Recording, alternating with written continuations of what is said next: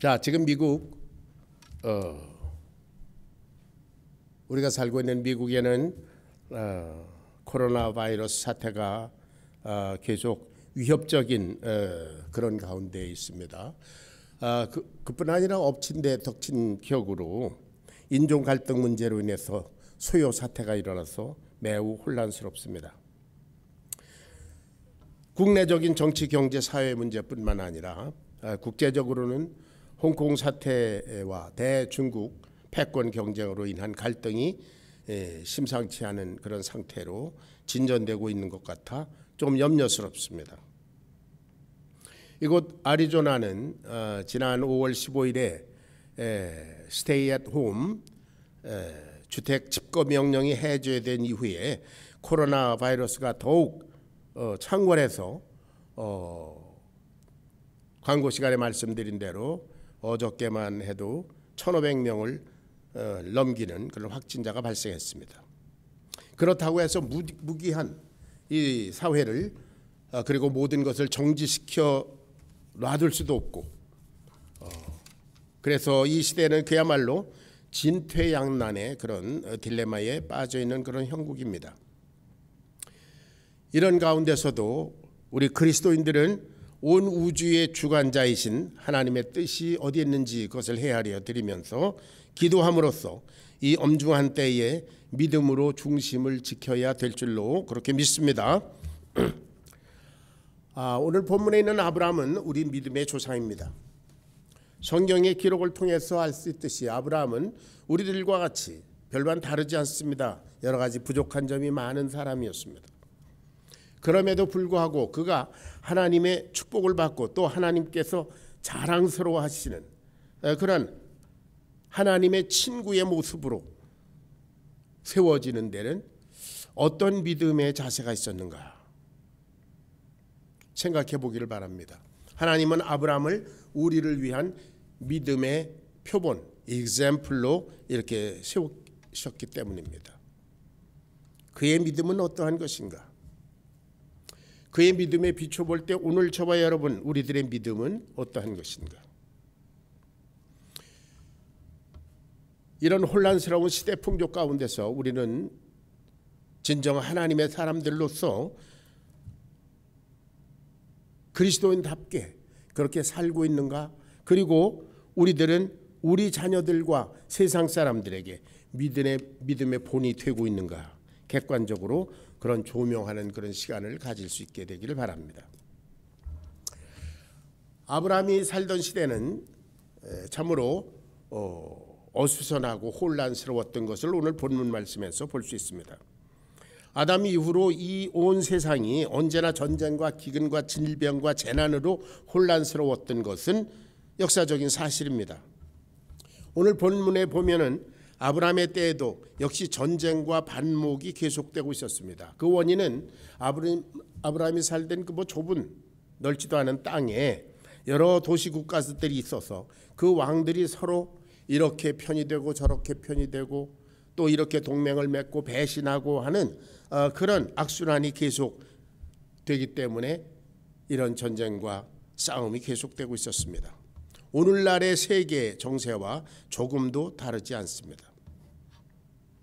그런 와중에 아브라함의 조카 롯이 소돔성에서 살다가 전쟁통에 적군의 포로가 되었다는 그런 소식이 아브라함에게 들렸습니다. 자, 여기서 아브라함과 조카 롯의 삶을 잠깐 점검해보고 가겠습니다. 창세기 12장에 보면 롯은 아브라함이 본토 친척 아비집을 떠나 하나님께서 지시하시는 땅으로 갈 때, 즉 믿음을 시작할 때 같이 시작한 사람입니다. 창세기 12장 4절에 보면 이에 아브라함이 여호와의 말씀을 쫓아갔고 롯도 그와 함께 갔다, 그런 기록이 있습니다. 그래서 그들은 갈대아 우르에서 가나안 땅, 하나님께서 지정해 주시는 땅에 이르기까지 한 1000마일 동안을 같이 동고동락한 그런 사람입니다.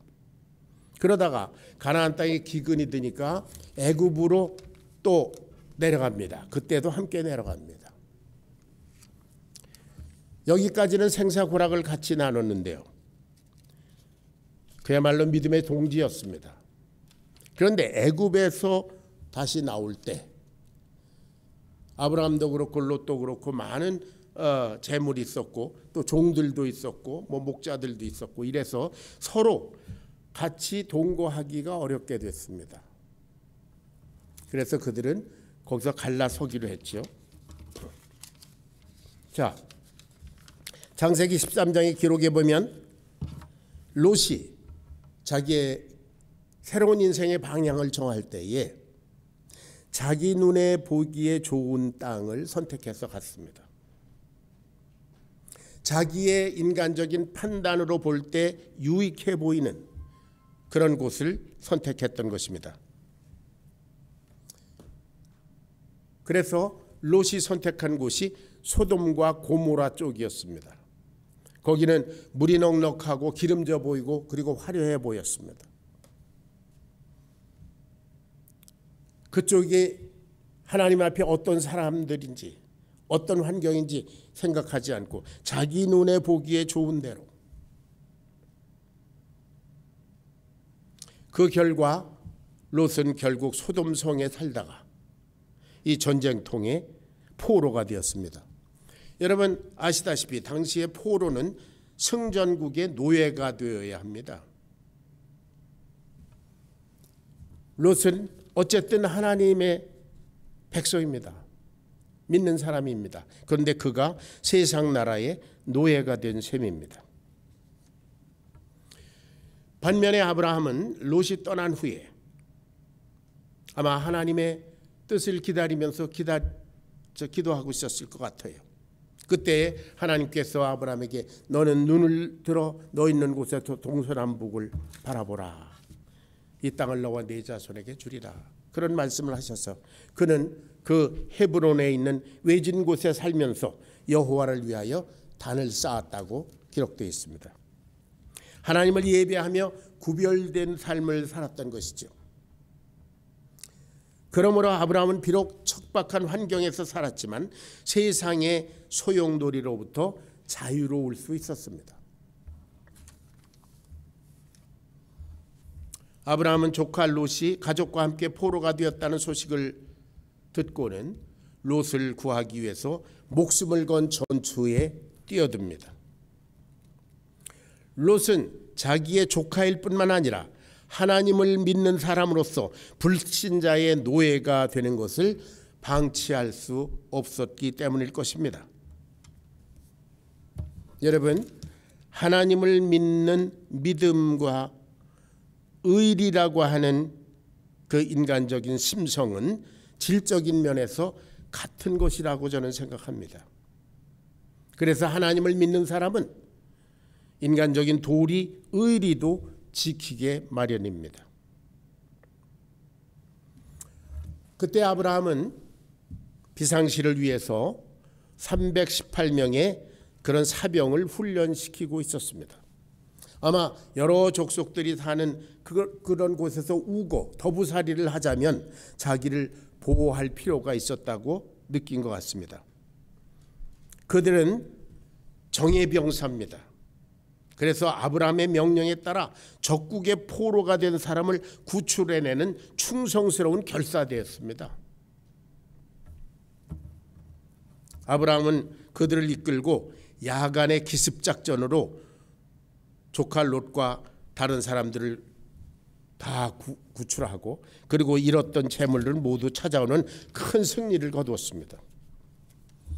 마치 1976년에 우간다 엔테베 공항에서 있었던 이스라엘의 인질 구출 작전을 방불케 하는 그런 멋진 승리를 이루었습니다. 여러분 젊은 사람들은 아직 젊은 분들은 우간다의 엔테베 작전을 모르는 분이 있을 수도 있습니다만은 참 멋진 승리였습니다. 여기까지는 그야말로 아브라함의 인간 승리라고 할 수 있는 대목입니다. 아브라함은 그야말로 칭찬받을 만한 놀라운 일을 해냈습니다. 그러나 진짜 복된 이야기, 영적인 교훈은 지금부터 시작입니다. 아브라함이 이토록 놀라운 승리의 개가를 울리면서 돌아올 때 소돔 왕과 살렘 왕이 환영을 나왔다고 합니다. 그런데 여기에 살렘 왕, 히브리어로는 샬롬이라고 그러죠. 평화의 왕, 멜기세덱이라고 하는 사람은 하나님의 아들 예수님을 연상하게 하는 아주 신비로운 그런 사람입니다. 그야말로 미스티리어스 퍼슨이에요. 히브리서 7장 1절부터 3절까지를 읽어보면 이 사람이 어떤 사람인지 대충 알 수 있습니다. 다 같이 히브리서 7장 1절부터 3절까지를 읽어보겠습니다. 시작. 이 멜기세덱은 살렘 왕이요 지극히 높으신 하나님의 제사장이라 여러 왕을 쳐서 죽이고 돌아오는 아브라함을 만나 복을 빈 자라. 아브라함이 모든 것의 10분의 1을 그에게 나누어 주니라. 그 이름을 해석하면 먼저는 의의 왕이요 그 다음은 살렘 왕이니 곧 평강의 왕이요 아버지도 없고 어머니도 없고 족보도 없고 시작한 날도 없고 생애의 끝도 없이 하나님의 아들과 닮아서 항상 제사장으로 있느니라. 나는 누구일까요? 이 세상에 이런 사람이 어디 있습니까? 구약 성경 때의 모습을 드러내신 예수님이다. 그거밖에는 생각할 수가 없는 분입니다. 그런데 이 멜기세덱이 아브라함을 축복하면서 다음과 같이 선포했습니다. 19절 20절입니다. 다 같이 19절 20절을 봉독하겠습니다. 시작. 천지의 주제시요 지극히 높으신 하나님이여 아브라함에게 복을 주옵소서. 너희의 대적을 내 손에 붙이신 지극히 높으신 하나님을 찬송할지로다 하매 아브라함이 그 얻은 것에서 10분의 1을 멜기세덱에게 주었더라. 그 순간 이 말을 듣는 순간 승리의 기쁨에 도취되어 있던 아브라함이 정신이 번쩍 들었던 것 같습니다. 그는 소돔 왕과 롯과 또 포로되었던 사람들과 재물을 빼앗겼던 사람들에게 감사와 칭송을 받고 그러고 있었을 것입니다. 얼마나 자랑스러웠겠습니까? 기쁨의 축제의 주인공이 되어 한껏 부풀어 있었겠죠. 그런데 멜기세덱이 전한 말은 뜻밖이었습니다. 너희 대적을 내게 붙이신 지극히 높으신 하나님을 찬송할지로다. 아브라함아, 너에게 적군을 이기도록 하신 지극히 높으신 하나님을 찬양하라. 아브라함이 이룬 승리는 자신의 주도 면밀한 작전과 용기가 아니었던 것입니다. 집에서 훈련한 318명의 결사대의 공로도 아니었습니다. 그가 거둔 승리는 하나님께서 이루신 일이라는 사실이었습니다. 아브라함에게 생명을 주시고 지혜를 주시고 그 모든 일을 해낼 수 있는 지혜와 여건을 마련해 주신 하나님의 역사라고 멜기세덱이 아브라함의 영혼을 깨워주셨습니다. 그는 정신을 가다듬고 자신을 돌아봤을 것입니다. 그리고 자신에게 영적 진리를 가르쳐준 사람 멜기세덱에게 11조를 드렸습니다. 아브라함이 드린 이 11조는 그의 신앙 고백입니다. 모든 것이 다 하나님의 것입니다. 하나님이 이 생명의 주권자이십니다. 하나님만이 찬양받으시고 승리의 원천이신 하나님을 향한 감사와 사랑의 고백이었습니다. 멜기세덱의 말을 우리 다시 한번 생각해 보기 바랍니다. 지극히 높으신 하나님이여 아브라함에게 복을 주옵소서. 아브라함은 창세기 12장에 이미 복을 받은 사람입니다. 그리고 지금도 이미 복을 받아서 승리한 사람입니다. 그런데 또 복을 주시라고 합니다. 어떤 복입니까? 아브라함의 생명의 주권자시요 승리의 원천이신 하나님의 주권을 찬양하고 하나님께 영광을 올려드리는 축복입니다. 여러분, 하나님께 영광을 올려드릴 수 있고 하나님을 예배할 수 있고 하나님을 찬양할 수 있고 하나님께 11조를 드릴 수 있고 하는 이 모든 것, 그것이 축복인 줄로 믿으시기 바랍니다. 그것을 깨닫는 것 자체가 축복입니다.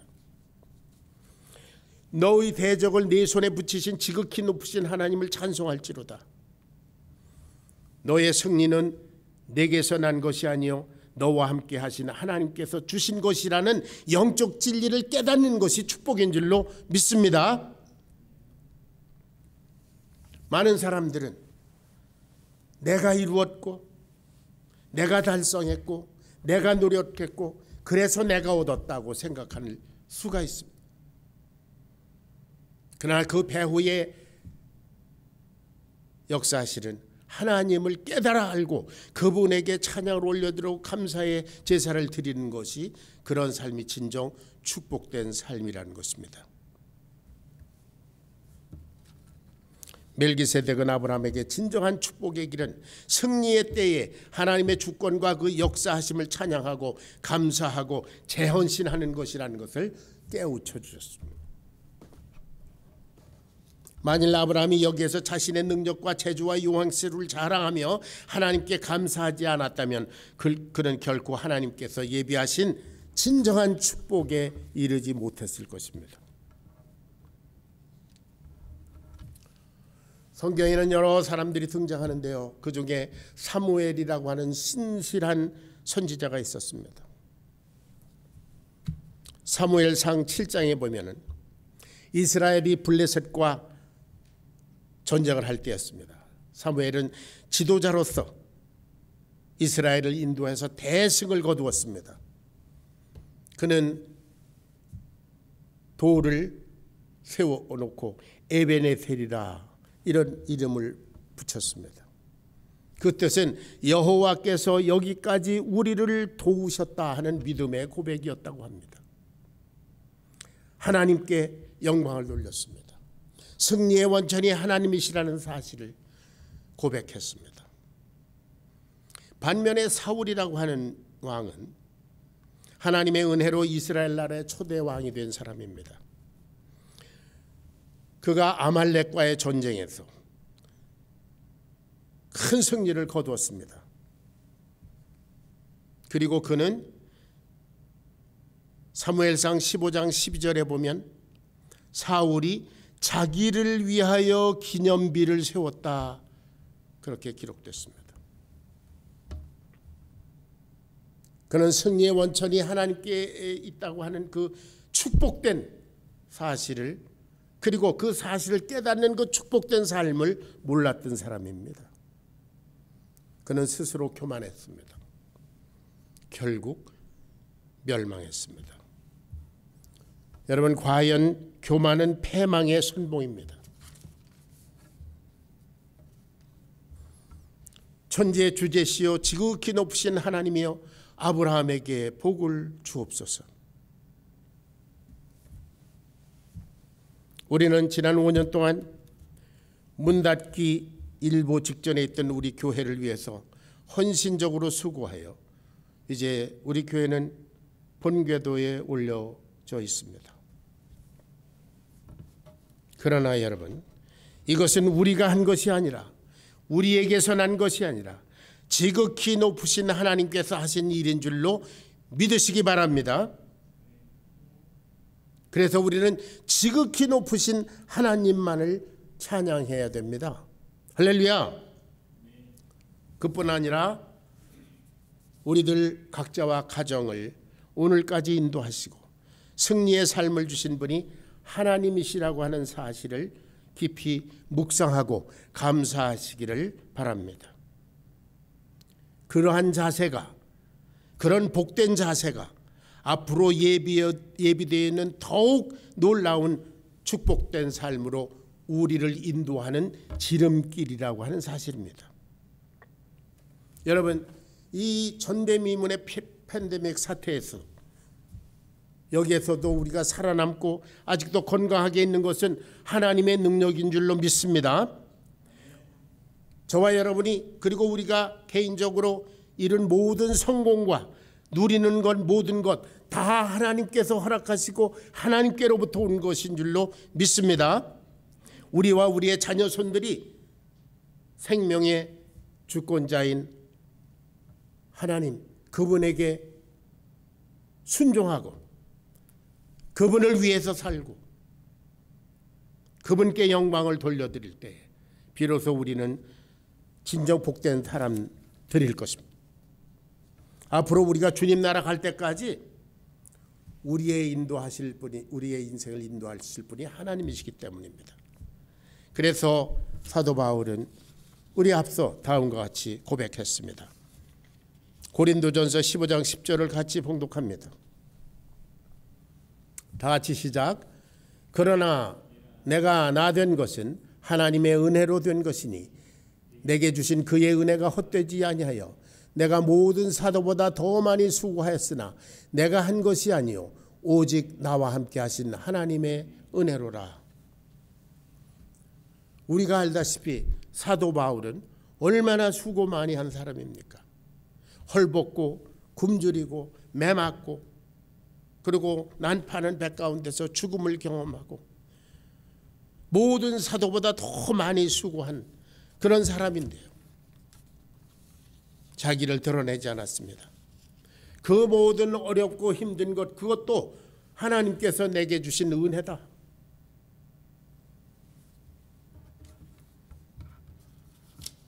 나의 나된 것은 하나님의 은혜로 되었다. 모든 것이 하나님의 은혜다. 오늘날 저와 여러분은 아브라함의 믿음의 후예로서 신앙생활을 하고 있습니다. 그러므로 우리의 삶의 구석구석마다 섬세하게 개입하시고 역사하시는 하나님을 향하여 날마다 예배, 찬양, 감사, 헌신으로 신앙 고백에 단을 쌓을 수 있게 되기를 주의 이름으로 축원합니다.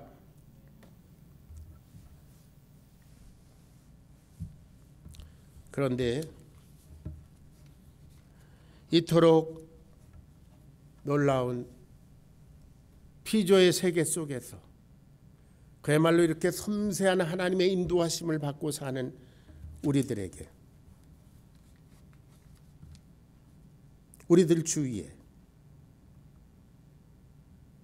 창조주의 존재를 고의적으로 부인하는 그런 소리가 들립니다. 모든 것들은 자연적으로 이루어졌다.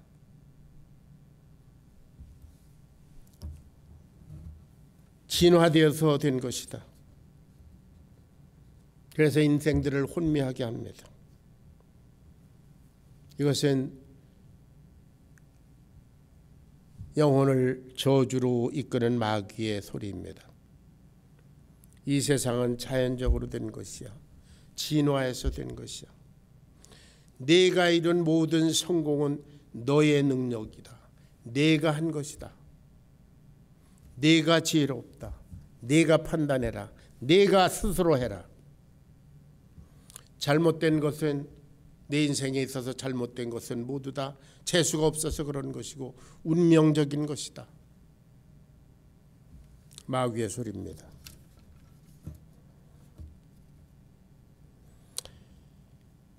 여러분 욥기 38장 25절 29절을 같이 찾아서 봉독합니다. 다 같이 시작. 누가 홍수를 위하여 물길을 터주었으며 우레와 번갯길을 내어주었느냐. 누가 사람 없는 땅에 사람 없는 광야에 비를 내리며 황무하고 황폐한 토지를 흡족하게 하여 연한 풀이 돋아나게 하였느냐. 비에게 아비가 있느냐. 이슬방울은 누가 낳았느냐. 얼음은 누구의 태에서 났느냐. 공중의 서리는 누가 낳았느냐.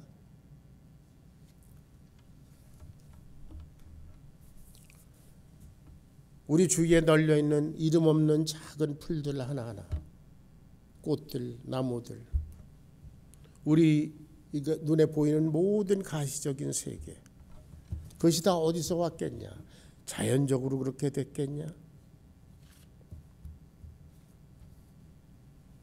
이거 다 하나님께서 하신 일이다. 뭐 그런 욥의 고백입니다. 여러분, 저와 제 아내는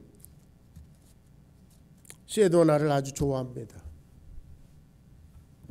또 자주 갈 기회도 있습니다. 손님들도 오고 그래서 모시고 가야 되기 때문에 그 유별나게 붉은 흙과 돌들과 풍경과 그 따뜻하고 평안하게 감싸 안는 듯한 그런 분위기가 마치 하나님의 품에 안긴 듯한 그런 평안을 느끼게 합니다. 그래서 거기 갈 때마다 묵상하면서 우리를 향한 하나님의 심정을 헤아려 보곤 합니다. 하나님의 창조의 손길이 느껴지는 듯하고, 그래서 거기 피크닉 테이블에서 라면을 끓여 먹고, 그러면 그렇게 행복할 수가 없습니다. 자연히 입에서 흘러나옵니다. 주 하나님 지으신 모든 세계, 참 아름다워라 주님의 세계는, 그런 찬송이 흘러나옵니다. 그리고 주위에 있는 아트 갤러리하고 여러 조그만 상점들을 돌아보면서 거기에 진열된 물건들, 아기자기한 것들, 그런 것을 보면서 사람들의 솜씨를 생각해보고 사람들의 창조성을 생각해보고, 그럴 때마다 이런 인간도 이런 기기묘묘한 것들을 창작해낼 수 있건데 하물며 하나님은 어떤 분이실까? 그런 생각을 합니다. 그러다가 이제 이렇게 돌아서서 The Chapel of the Holy Cross라고 하는 곳을 들립니다. 한 300m쯤 되는 절벽 위에 세워진 채플입니다. 그 안에 들어가서 십자가를 바라보고 잠시 묵상을 합니다. 나를 위하여, 나를 사랑하사 나를 위하여 자기 몸을 버리신 하나님의 아들 예수,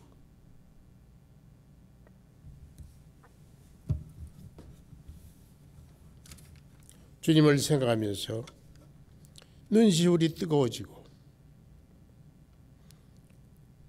새롭게 충성을 다짐하곤 합니다. 주님, 그렇습니다. 나의 나된 것은 오직 주님의 은혜입니다.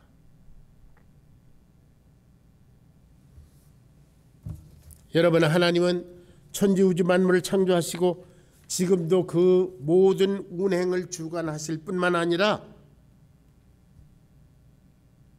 우리 한 사람 한 사람의 모든 삶의 모든 구석까지 개입하시고 인도하시고 축복하시는 분이신 줄로 믿으시기 바랍니다. 천지의 주제시요 지극히 높으신 하나님이여 아브라함에게 복을 주옵소서. 너의 대적을 내 손에 붙이신 지극히 높으신 하나님을 찬송할지로다.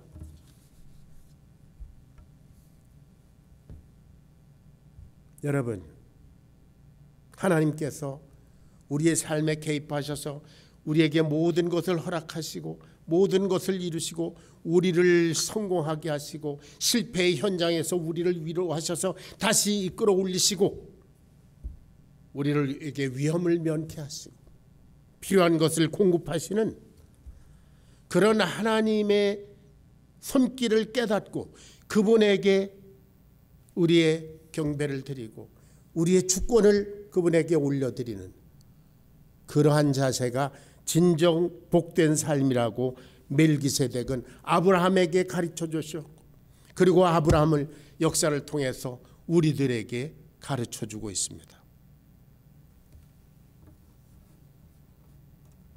저와 여러분이 오늘이라는 날에 하나님 앞에 진정으로 감사하며 헌신의 제단을 쌓아드리기를 바랍니다. 그것이 축복의 길이요 승리의 길입니다. 그리고 하나님께 초점을 맞춘 인생, 축복받은 신앙을 우리 자녀들에게 그대로 삶을 통해서 전수해 줄 수 있도록 기도하며 도전해야 될 줄로 믿습니다.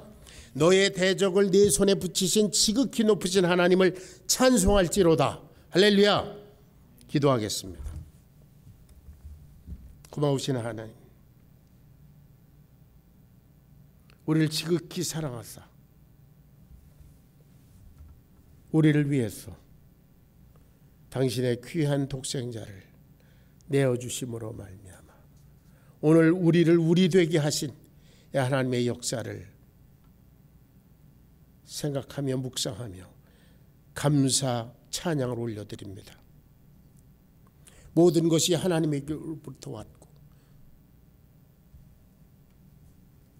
결국 우리는 끝내 하나님께로 돌아갈 것을 믿고 이 생을 사는 동안에 하나님과 동행하며 하나님의 축복 가운데 날마다 하나님의 축복을 구체적으로 세워보며 그 가운데 살다가 주님을 배우도록 도와주시옵소서.